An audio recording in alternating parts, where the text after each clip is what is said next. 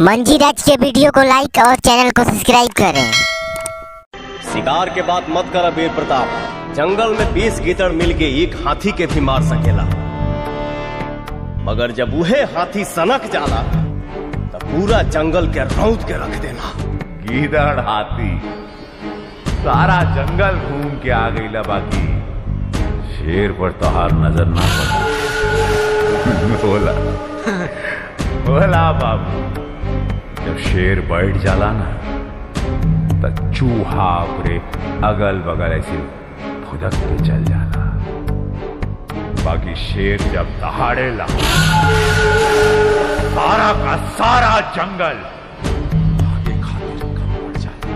लेकिन शेर के अपन औकात तब पता चलेला जब शेर के सामने कौनो बब्बर शेर खड़ा होला।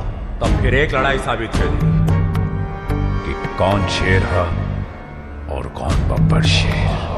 तब फिर इंतजार कौन बात की, अभी तो ये जाए तो ठीक बा। कल 11 बजे खुले मैदान में तू और हम निहत्ता, बीच में क्यों ना आए।